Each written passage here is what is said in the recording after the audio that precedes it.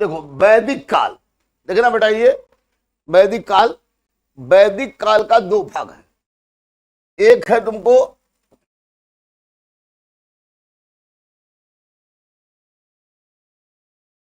ऋग्वैदिक काल 1500 से 1000 BC। उसके बाद उत्तर वैदिक काल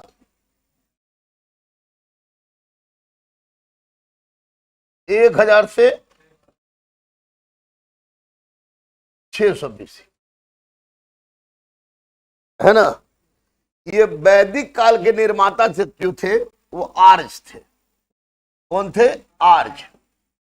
और आर्य का शाब्दिक अर्थ होता है श्रेष्ठ।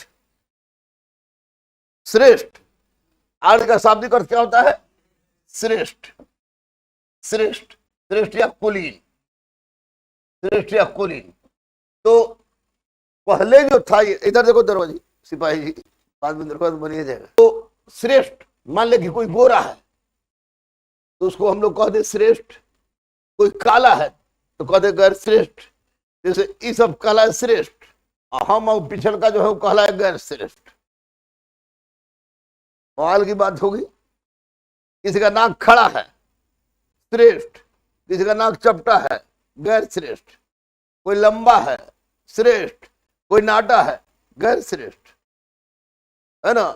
किसी का बाल घुंघरल्ला है वो गैर श्रेष्ठ, अनार्य। जिससे हमारे बाल घुंघरल्ला थोड़ा छोटा करा है इसलिए। किसी का बाल लहरदार है तो श्रेष्ठ। इसे कहने पर सामाजिक असमानता बढ़ेगा कि नहीं? बोले ना कि अच्छा ही खराब। तो शुरू में आर्यों को श्रेष्ठ और कुलीन इसलिए कहा गया था कि उनके पूरे शारीरिक बनावट के आधार पर। लेकिन देखा गया कि शारीरिक बनावट के आधार पर श्रेष्ठ और गैर श्रेष्ठ कहने से जो सबसे बड़ी समस्या उभर कर आएगी वह समस्या होगी यह कि इससे सामाजिक असमानता बढ़ेगी। तो कैट माने बिल्ली होता है, उसी तरह आर्य मतलब श्रेष्ठ होता है। आर्य मतलब श्रेष्ठ होता है, लेकिन यह श्रेष्ठ कुलीन शारीरिक बनावट के आधार पर न होकर भाषाई आधार पर होता है। क्योंकि आर्यों के पास एक विकसित भाषा थी, है? और संस्कृत, और अनार्यों के पास क्या भाषा थी? कोई पढ़ ही नहीं पाया है। इसलिए अगर क्वेश्चन पूछे बेटा कि आर्य का शाब्दिक अर्थ श्रेष्ठ किस आधार पर होता है, बोल। भाषाई आधार पर, भाषा के आधार, ये भाषा के आधार पर। कोई दिक्कत नहीं होगा इसमें। यानी आर्य मतलब श्रेष्ठ कौन आधार पर? भाषा। आर्य मतलब श्रेष्ठ कोई आधार पर हो गया, भाषा पर आधार पर हो गया। ये हो गया आर्य। अब देखिएगा, अब देखिए आर्य कहां से आया। कुछ तो तुम लोग परीक्षा में आएगा, परीक्षा में आएगा तो मार दिया मधेसिया, वही क्वेश्चन आएगा। देखो, बाल गंगाधर तिलक के अनुसार आर्य आर्कटिक प्रदेश से आए थे। बोल तुम लोग भी बोल।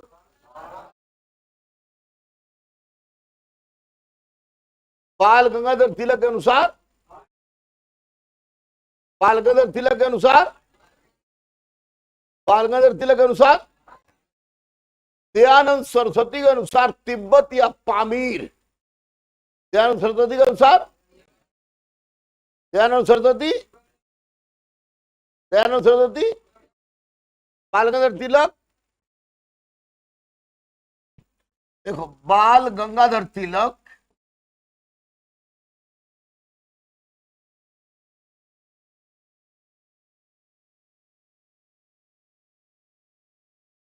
ये थे आपके आर्कटिक प्रदेश।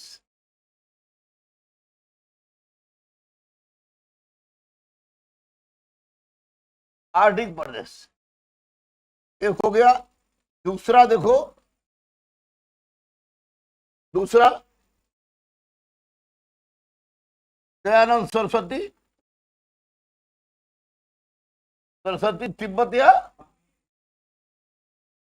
तिब्बत या पामीर, पामीर। नेहरिंग, नेहरिंग बोले तो रूस।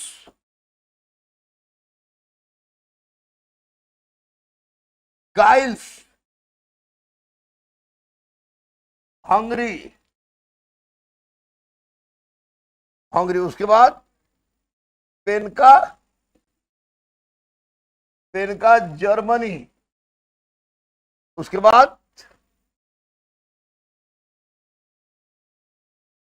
एसी झा,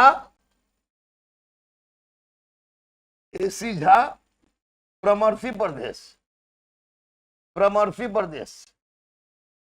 हाँ, उसके बाद L D Kalla, L D Kalla Kashmir, L D Kalla Kashmir. और कौन है? मैक्स मुलर, मैक्स मुलर मध्य एशिया।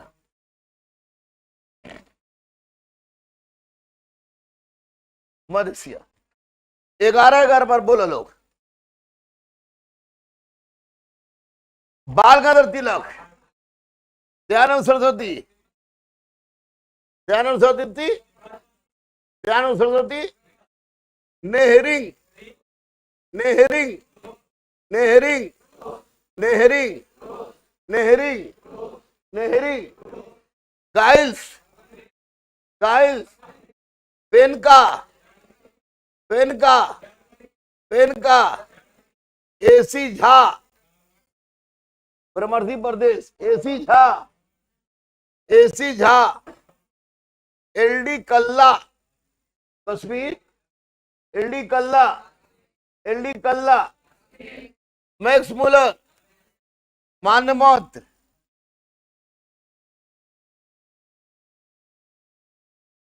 मानमत क्या है? फिर से पढ़िए।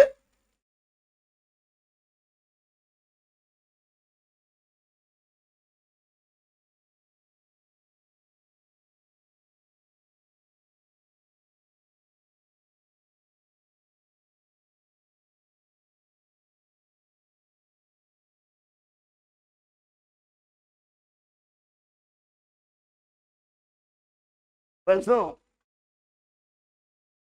बोले वैष्णो मंदिर।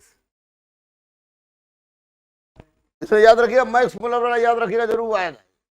अब क्वेश्चन लिखिए कल वाला। कोई कॉपी ले लीजिएगा बेटा, आप लोग मटेरियल ले लीजिएगा, पहले लिखिए।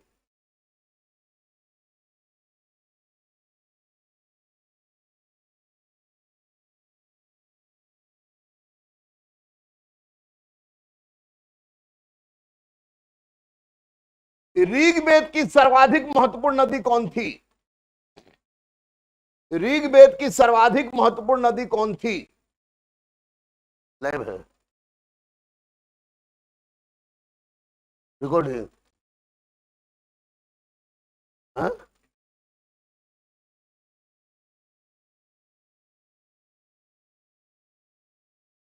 क्या लिखे? ऋग्वेद की सबसे पवित्र नदी कौन थी?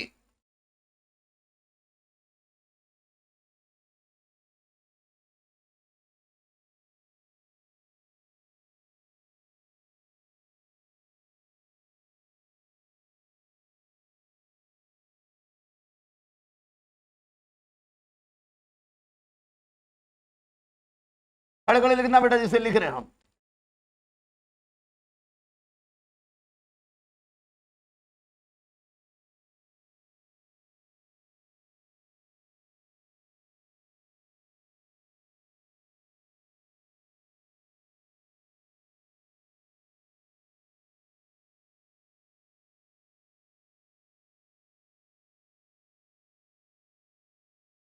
इस इधर है, उसका आंसर आपको लिख के लाना है।